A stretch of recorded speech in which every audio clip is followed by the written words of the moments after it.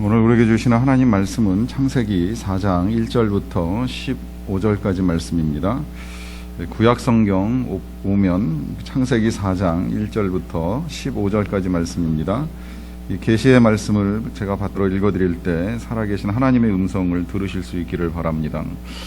아담이 그의 아내 하와와 동침하며 하와가 임신하여 가인을 낳고 이르되 내가 여호와로 말미암아 등남하였다 하니라. 그가 또 가인의 아우 아벨을 낳았는데 아벨은 양치는 자였고 가인은 농사하는 자였더라. 세월이 지난 후에 가인은 땅의 소산으로 제물을 삼아 여호와께 드렸고 아벨은 자기도 양의 첫 새끼와 그 기름으로 드렸더니 여호와께서 아벨과 그의 제물은 받으셨으나 가인과 그의 제물은 받지 아니하신지라. 가인이 몹시 분하여 안색이 변하니 여호와께서 가인에게 이르시되 네가 분하여 함은 어찌 됨이며 안색이 변함은 어찌 됨이냐. 네가 선을 행하면 어찌 낯을 들지 못하겠느냐. 선을 행하지 아니하면 죄가 문에 엎드려 있느니라.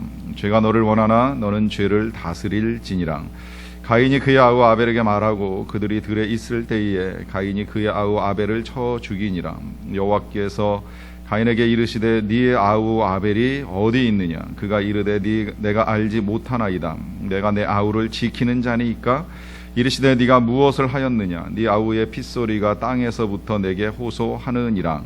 땅이 그 입을 벌려 네 손에서부터 네 아우의 피를 받았은즉 네가 땅에서 저주를 받으리니 네가 밭을 갈아도 땅이 다시는 그 효력을 내게 주지 아니할 것이요 너는 땅에서 피하며 유리하는 자가 되리라.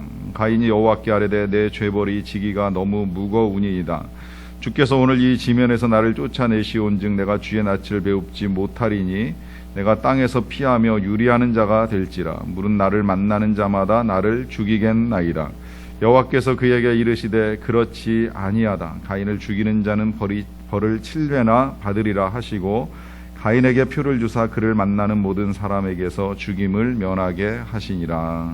아멘. 목회를 하다 보면 교우들의 가족들을 만나서 함께 대화를 나누거나 식사를 하는 일이 있습니다. 이제 그런 자리에 함께 자리한 아이들을 같이 보는 일이 있는데 때때로 정말 아이들이 물론 대부분 다 그렇습니다만은 특별하게 더 이렇게 착하고 이제 순해 보이는 아이들이 있습니다. 그러면 제가 가끔 질문을 합니다. 이 아이들은 안 싸우나요? 하고 질문을 합니다. 그러면 대개 부모들은 고개를 좌우로 젓습니다. 싸우지 않는 형제는 없는 것 같습니다. 인간에게 죄가 들어온 이후에 이 형제들이 화목하게 지낸다라고 하는 것이 참 어렵다라고 하는 생각을 하게 됩니다. 성경에 나오는 대부분의 형제들도 그렇습니다. 이제 오늘 보게 되는 가인의 형제뿐만이 아니라 쌍둥이로 태어났던 야곱과 에서 물론 마지막에 화해하기는 하였지만 그 둘 사이가 썩 좋았다고 여겨지지 않고요. 또 요셉의 형제들은 요셉과의 불화, 이제 악을 행할 때만 요셉을 구덩이에 넣고 팔아버릴 때만 그 형제들의 마음이 일치하였는지 모르겠지만 요셉을 팔아버리는 걸로 봐서는 그들의 관계도 썩 좋았던 것 같지는 않습니다. 다윗의 아들들도 말할 것이 없습니다. 다윗이 하나님의 마음에 합한 사람이라고 하더라도 그 아들들 사이에 일어났던 불화는 참 여러 가지입니다. 이 모두가 다 화목하지 못한 형제임을 보여줍니다. 이제 그만큼 형제가 화목하게 지낸다라고 하는 것이 쉽지가 않다는 것입니다. 나이가 들면서 그래도 어렸을 때보다는 좀 철이 들어서 싸우지 않고 우애를 지키는 형제들도 있지만 반면에 나이가 들어도 싸움을 멈추지 않는 형제들을 보는 일도 있습니다. 이게 돈이 많다고 해서 안 싸우는 것도 아니고 또 배운 것이 많다고 해서 안 싸우는 것도 아닙니다. 문제는 이 형제 간의 불화가 이제 부모에게 있어서는 가장 고통스러운 일이 될 수 있다는 것이죠.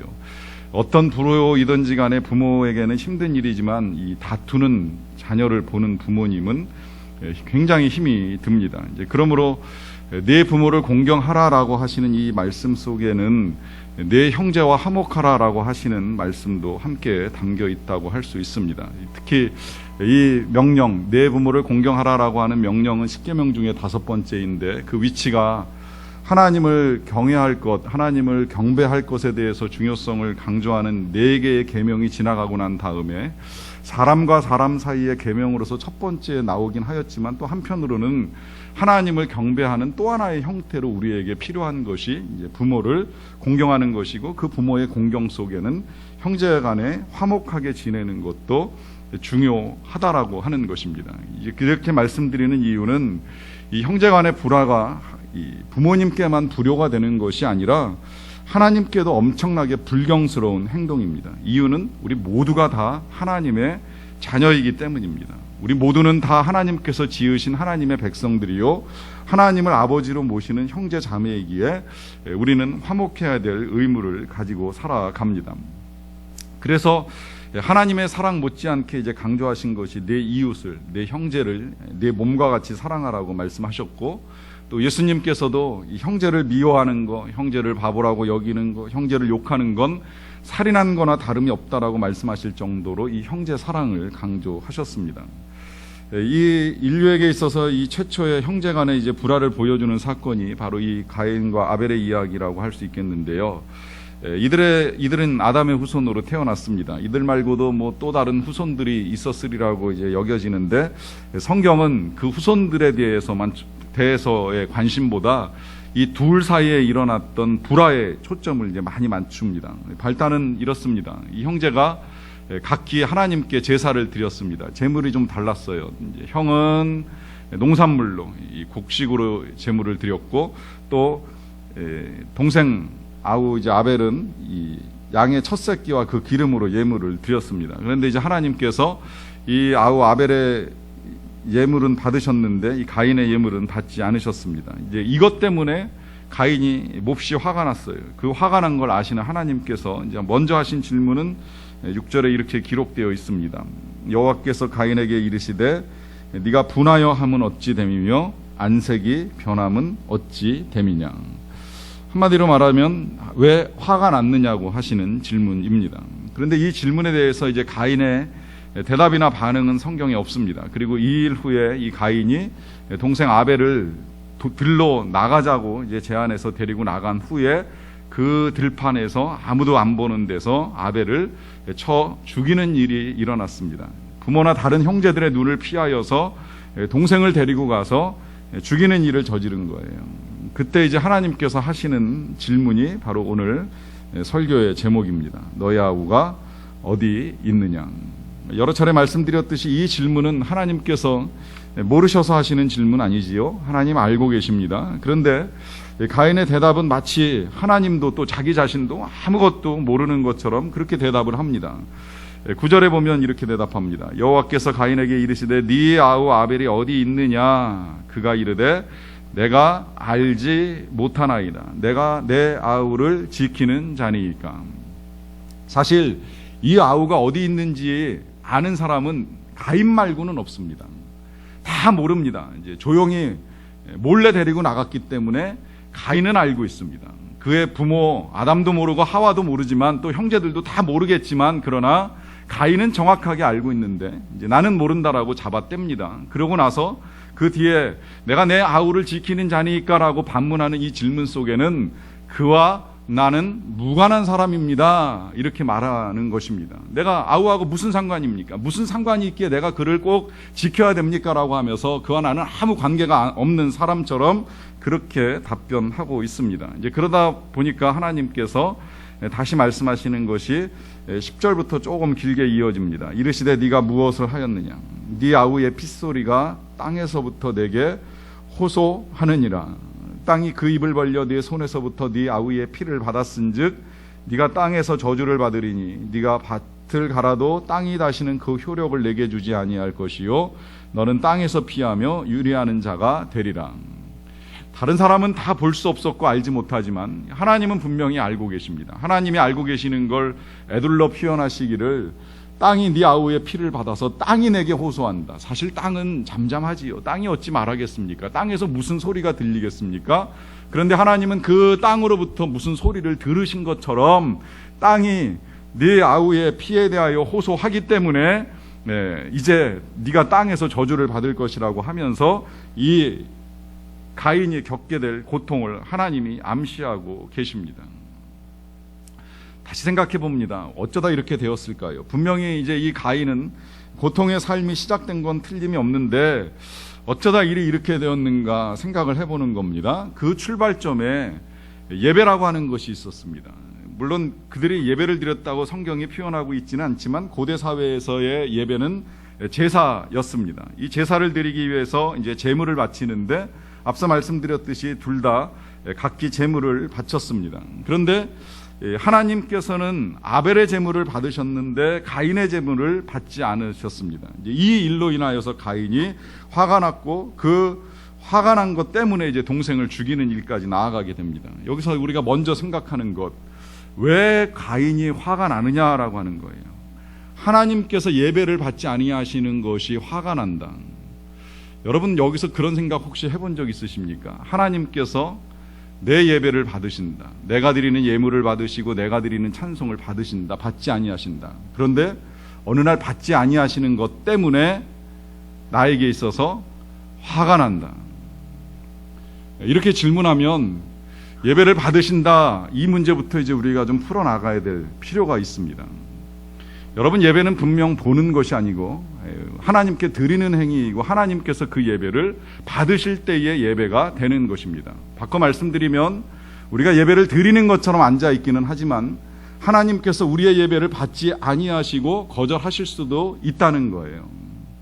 사실 이 사실은 저도 이제 모르고 지내왔었는데 다행히 감사하게도 제가 신학교에서 이제 예배와 설교를 별도로 다시 전공을 하면서 예배를 가르치는 교수님이 이제 그 부분을 일깨워 주셨어요. 제가 예배학에서 가장 중요하게 배운 부분이라고 한다면 바로 그 부분이라고도 할 수 있을 정도로 명쾌하게 이제 일깨워 주셨어요. 우리가 예배를 보고 예배를 드리지만 예배하는 행위들을 하지만 하나님께서 이렇게 말씀하실 수도 있다. 너는 왜 나한테 예배하지 않느냐? 너는 왜 예배하지 않느냐? 그 질문의 의미를 다시 생각을 해봤습니다. 우리가 예배 보고 예배 드려도 하나님이 예배하지 않는다고 생각하실 수가 있겠구나. 왜 그럴까요? 예물이 없어서일까요? 아닙니다. 예배에 있어서 예물보다 중요한 건 예배하는 사람입니다. 그래서 오늘 성경을 잘 읽어보면 가인의 제물을 받으셨다 안 받으셨다 이렇게 표현하시지 아니하시고 가인과 그 제물을 받지 않으셨다. 또 아벨의 제물만을 받으셨다가 아니라 아벨과 그 제물을 받으셨다라고 표현함으로써 제물보다 중요한 것이 그 사람, 예배하는 그 사람을 더 강조하고 있는 것을 보게 됩니다. 그러면 그 사람을 받으신다라고 하는 건 무엇이겠습니까? 그 사람이 어떤 마음으로 나아오느냐, 어떤 정성을 가지고 나아오느냐, 하나님 앞에 나아오면서 어떤 생각, 어떤 마음으로 나아와서 하나님을 예배하느냐, 그거에 따라서 하나님이 받으실 수도 있고 받지 않으실 수도 있다는 거예요. 오늘 우리의 예배를 돌아봐야 합니다. 내 예배를, 내가 지금 드리는 이 시간에 이 예배를 오늘 하나님이 받으실 만한 예배인가, 아니면 하나님이 받지 않으시는 예배를 드리는 자리에 그냥 앉아있다 돌아가는 것이냐. 더 나아가서 그렇게 예배를 드리고 나서 하나님이 받지 않으셨다라고 하는 사실을 알게 되면 이 일은 분명히 하나님의 주권에 속한 일입니다. 받고 안 받고는 하나님이 결정하실 문제입니다. 우리가 정성을 다하여 드리든 안 드리든 간에 우리가 드리는 예배에 대한 하나님의 반응은 하나님께 속한 문제이기 때문에 만약에 하나님께서 우리의 예배를 받지 않고 거절하셨다라고 한다면 사실은 그것이 우리가 화날 일이 아니라 잘 생각해 봐야 될 일입니다. 생각하면서 화가 나기는커녕 오히려 무엇이 잘못되었는가 반성도 해야 되고 필요하다면 회개해야 됩니다. 그런데 하나님께로부터 이 제사가 거절당한 다음에 가인은 회개하고 반성한 기미는 보이지 않고 화가 났어요. 그럼 왜 화가 났을까요? 이제 이게 이 동생과의 관계에서 생겨나는 문제라고 볼 수 있겠는데요. 가정을 해봅니다. 성경에 기록되어 있지는 않지만 만약에 하나님께서 가인의 제물을 거절하실 뿐만 아니라 아벨의 제물도 똑같이 거절하시고 그 제사를 연락하지 않으셨다면 그럼 가인이 화가 났을까요? 화가 나지 않습니다. 이런 마음 생길 수 있습니다. 너도 똑같구나. 나만 거절당한 줄 알았더니 너도 거절당했구나. 이런 생각이 들을 때에 사람들은 분노하지 않습니다. 사람들이 분노하는 이유는 똑같이 했는데 뭔가 부당하다고 생각하기 때문에 분노가 시작이 됩니다. 고생은 똑같이 했는데 그 고생 끝에 누구는 이익을 얻고 누구는 불이익을 얻는다라고 생각하면 이제 그때부터 분노가 커지는 거예요. 똑같은 조건 하에서 둘 다 이익을 취하거나 둘 다 손해를 보면 마음이 덜 상합니다. 그런데 나는 손해보는데 저 사람 이익 보는 것 같으니까 화가 나는 거예요. 가인의 분노가 여기서부터 시작이 되는 겁니다. 내 것은 안 받으셨는데 왜 동생 것은 받으시는가. 그래서 화가 나고 이 화를 하나님께 낼 수 없으니까 이제 동생한테 내는 겁니다. 생각해보면 굉장히 옹졸한 일인데요. 설사 하나님께서 자신의 재물을 받지 않으셨다고 할지라도 그것 때문에 남을 미워하는 일이기 때문에 이제 옹졸하다라고 표현하는 것입니다. 그런데 우리 사회는 생각보다 이런 현상들이 많이 일어납니다. 이제 그 대표적인 예를 그냥 늘 흔히 아는 일로 이야기하자면, 남이 잘 되는 것 보면 배 아픈 게 이제 그런 현상이에요. 특히 남이 갑자기 부자가 되고 남의 자녀가 좋은 대학에 들어가고 남이 하는 일이 척척 풀려 나갈 때에 내 인생과 견주어서 괜히 속 쓰리고 배가 아픈 것. 이제 그래서 나온 유머 중에 하나가 얄미운 여자 시리즈도 있잖아요. 그 얄미운 여자 가운데 온갖 날라리처럼 정말 엉망으로 지내다가 부잣집에 시집 가는 거, 거기다가 또 시집만 잘 간 게 아니라 자녀들이 잘 커가지고 공부도 잘하는 거, 거기에 남편이 성격까지 더 좋다 그러면 이게 이제 우리가 배 아프고 얄밉다고 하는 표현을 사용을 합니다. 제가 저도 농담으로 가끔 이제 얄미워하는 사람 중에 한 사람이 똑같이 먹고 살 안 찌는 사람이에요. 우리 교역자 중에 진유한 전도사님 같은 사람, 먹는 거 보면 저보다 훨씬 더 잘 먹는데 날씬한 거 보면 제가 농담으로 그런 이야기 합니다. 좀 얄밉다고. 같이 먹었으면 똑같이 뚱뚱해져야 되는데 나는 뚱뚱해지고 그 사람은 날씬해지는 거 보면 이게 왠지 얄미운 게 현상이 다르게 나타나기 때문입니다. 똑같이 겪었으면 똑같은 결과가 있어야 되는데 이 결과가 다르다 보니까 이 결과 다른 것 때문에 시기심, 질투심 발동하면서 화가 나기 시작을 하는 거예요. 이 남이 잘 될 때 용납하기 힘들어하는 이것 때문에 하나님께서 하시는 질문입니다. 네 아우가 어디 있느냐? 동생을 찾으시는 질문이 아니에요. 이 질문은 우리에게 지금 이렇게 물어보시는 겁니다. 네 마음이 어디에 있느냐? 너의 마음의 상태가 어떠하냐? 너의 마음의 크기가 크냐 작으냐 질문하시는 겁니다. 여러분, 이게 참 중요합니다. 제가 배운 귀한 사실이 한 가지가 있어요. 아이가 학교를 들어갈 나이가 됐는데 키가 작았습니다. 그 아이의 엄마가 늘 그걸 걱정하고 기도하시는 걸 보는 일이 있었어요. 학교에 갔던 아이가 실제 학교에서 이제 친구들과 이렇게 줄 서고 뭐 이런 걸 하다가 본인도 좀 그게 의아했는지 집에 돌아와서 이제 엄마에게 똑같은 질문을 했다는 거예요. 엄마, 난 왜 이렇게 키가 작어? 다른 아이들은 다 큰 것 같은데 난 왜 이렇게 키가 작어? 근데 이 어머니가 나중에 이제 저한테 들려주시기를 제가 배우게 된 게 바로 거기에 있습니다. 참 답을 잘해 주셨더라고요. 너는 키는 작지만 마음이 크잖아. 참 중요한 말입니다. 키가 작고 크고가 뭐 그렇게 중요하겠어요. 사람이 마음이 커야지. 근데 키가 작다고 해서 마음이 작은 건 아니잖아요. 키가 작아도 마음은 얼마든지 클 수 있습니다. 거꾸로 키가 크다고 해서 마음이 큰 것도 아니에요. 키가 커도 마음이 작을 수가 있습니다. 또 다시 말하면 등치가 크다고 해서 마음이 큰 것도 아니고 등치가 작다고 해서 마음이 작은 것도 아닙니다. 중요한 건 마음의 상태, 마음의 크기입니다. 우리 겉으로 드러나는 외모가 중요한 것이 아니라, 크가 크고 작고의 문제가 아니라, 돈이 많고 적고의 문제가 아니라 우리가 어떤 마음으로 살아가느냐 하는 것 때문에 오늘 하나님께서 하시는 질문이 바로 이 질문입니다. 너의 아우가 어디에 있느냐? 하나님께서 재물을 받지 아니하셨을 때 가인의 얼굴이 변하자 하나님께서 하신 말씀이 먼저 7절에 이렇게 기록되어 있습니다. 네가 선을 행하면 어찌 낯을 들지 못하겠느냐? 선을 행하지 아니하면 죄가 문에 엎드려 있느니라. 죄가 너를 원하나 너는 죄를 다스릴지니라. 여기서 아주 중요한 말씀을 하고 계십니다. 죄가 너를 원하나 너는 죄를 다스릴지니라. 아담의 범죄 이후에 이 세상에 죄가 들어왔는데 이 죄가 언제나 우리를 원하고 있다는 거예요. 죄가 우리를 원하고 있습니다. 이유는 그래야지 우리가 하나님의 지배를 받지 못하고 죄의 지배를 받고 하나님과 점점 멀어지기 때문입니다. 17세기의 영국 청교도 신학자인 존 오웬이 죄와 은혜의 지배라고 하는 책에서 이렇게 말씀하십니다. 우리가 죄로부터 거듭난 이후에도 죄는 여전히 우리 안에 남아서 우리를 지배하려고 한다. 그래서 신자로 하여금 은혜의 지배를 받고 끊임없이 하나님을 추구하는 삶을 살지 못하도록 한다. 아주 귀한 말씀이라고 생각을 합니다. 우리가 거듭난 건 맞아요. 죄로부터 구원받은 것도 맞습니다. 그렇다고 해서 우리의 죄가 완전하게 우리 안에 떠나 있는 건 아니라는 거예요. 남아 있습니다. 남아 있으면서 기회를 노립니다. 하나님으로부터 멀어지도록 하기 위하여서 이 죄가 우리를 지배하기 위하여 애를 쓴다는 거예요. 그러다 보니까 하나님께서 일찌감치 당부하셨어요. 죄가 너를 원하나 너는 죄를 다스리라. 이 말씀은 죄의 지배를 받는 것이 아니라 우리가 죄를 지배하라고 말씀하시는 겁니다. 이 죄라고 하는 건 그런 속성이 있습니다. 우리가 지배할 수 있으면 죄가 우리에게 굴복하지만 우리가 죄를 지배하려고 하지 아니하면 거꾸로 우리가 죄의 지배를 받고 죄에 굴복당할 수 있다라고 하는 것입니다. 자, 그렇다면 우리가 어떻게 죄를 지배할 수 있을까요? 죄악의 자리에 나아가 버틴다라고 해서 죄를 지배할 수 있을까요? 하나님은 이렇게 말씀하셨습니다. 네가 선을 행하지 아니하면 죄가 문에 엎드려 있느니라. 우리가 선을 행하지 아니하면 이 죄라고 하는 것이 마치 남의 문에, 남의 집에 들어가려고 침입하려고 문 앞에서 기회를 엿보고 있는 도적처럼, 아니면 사나운 맹수처럼 납작 엎드려서 숨어 있다라고 하는 의미로 말씀하신 것입니다. 여기에 답이 있습니다.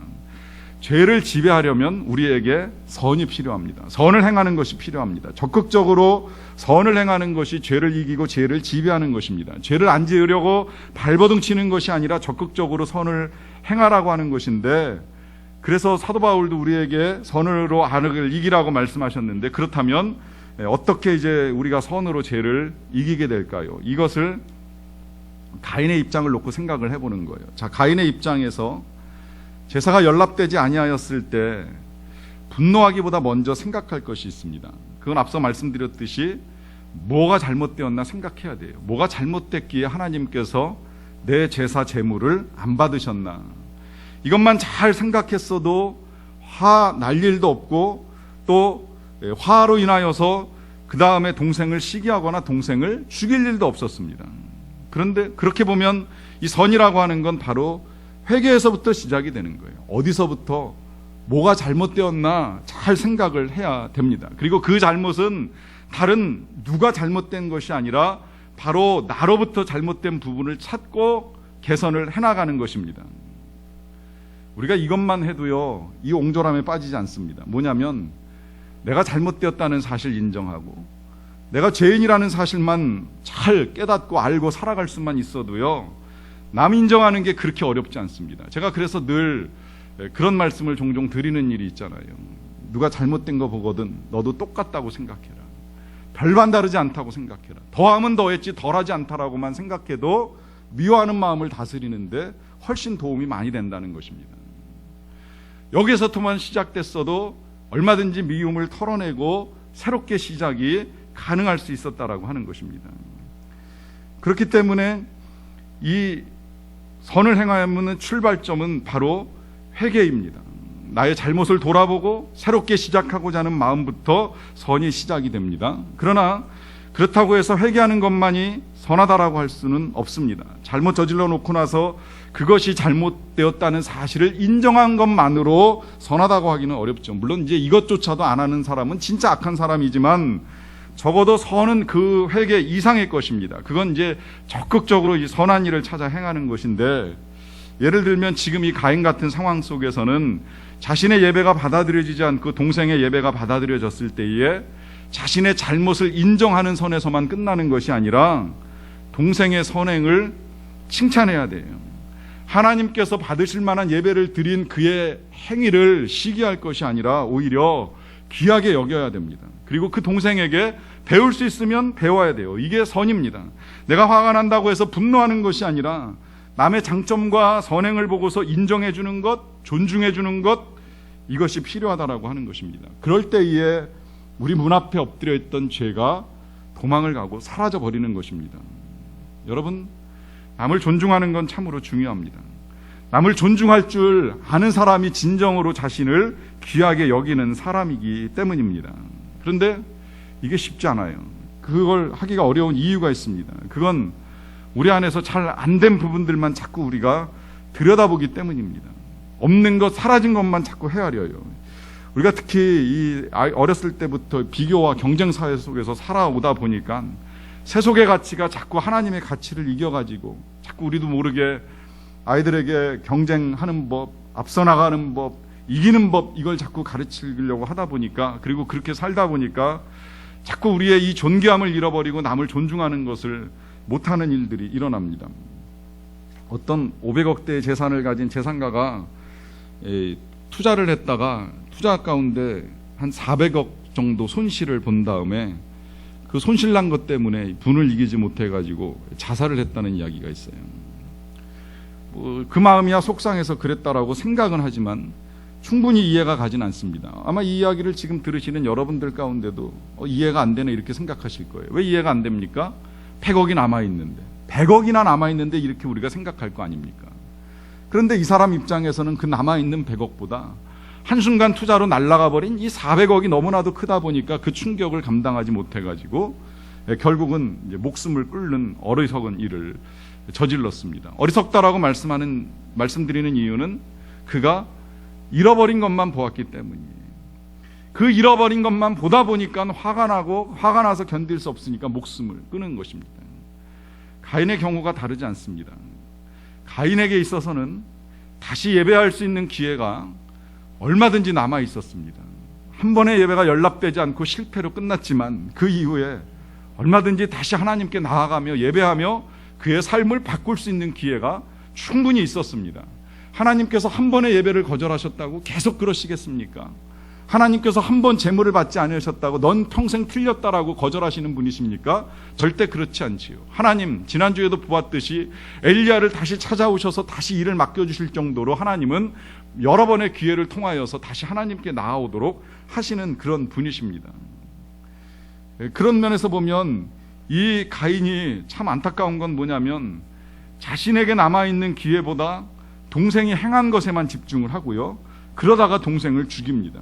그가 악하다라고 볼 수밖에 없는 이유는 이 동생이 계속해서 하나님께 제사하고 예배할 수 있는 모든 기회들을 자신이 완전하게 빼앗아 가버린 거예요. 그래서 하나님이 하시는 질문입니다. 너의 아우가 어디 있느냐? 결국 이 질문은 이제 오늘 우리에게도 이렇게 물으시는 것입니다. 너희들의 아우는 어디 있느냐?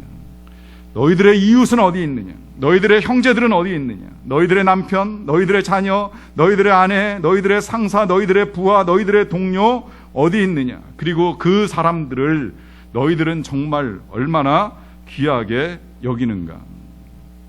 이 질문을요, 가인의 삶과 이렇게 빗대어서 듣다 보면 자칫 잘못하면 위험할 수 있습니다. 제가 위험하다라고 말씀드리는 이유는 우린 가인같이 살인하는 일을 저지를 사람은 없다고 여겨지기 때문입니다. 내가 뭐 가인같이 형제를 미워한 것도 아니고 죽인 건 더더욱 아닌데 내가 이 질문을 듣는 이유는 무엇인가? 여러분, 그 질문 가운데에 이 가인의 대답 속에서 하나님이 찾으시는 것이 단순히 가인의 행방이 아니라고 하는 건 우린 이미 이제 들었습니다. 내가 내 아우를 지키는 자니까라고 하는 이 가인의 반문 속에 담겨 있는 그 가인의 무관심 속에 하나님이 일깨우자 하시는 것은 다시 이웃을 향한, 형제를 향한 우리들의 관심이라고 하는 것입니다. 최근 신문이나 뉴스를 통해서 이 쿠르드라고 하는 이름 혹은 뭐 아일란이라고 하는 이름을 들어보셨으리라고 생각을 합니다.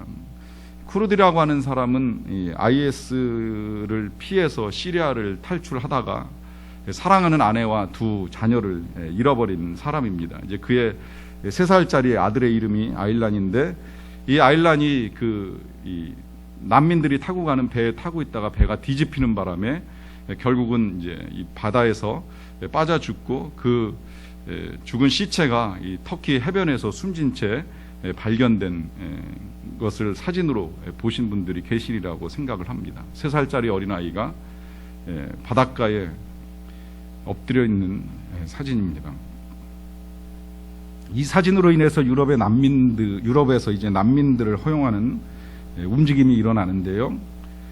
저도 사진을 보았습니다. 이 사진에 뭐 여러 가지 그림들이 덧붙여져 가지고 아이의 그 죽음을 애도하는 여러 가지 일들이 일어나는 것을 보는데, 그 사진을 통해서 하나님이 우리에게 주시는 메시지가 너무나도 분명하다라고 하는 생각이 들었습니다.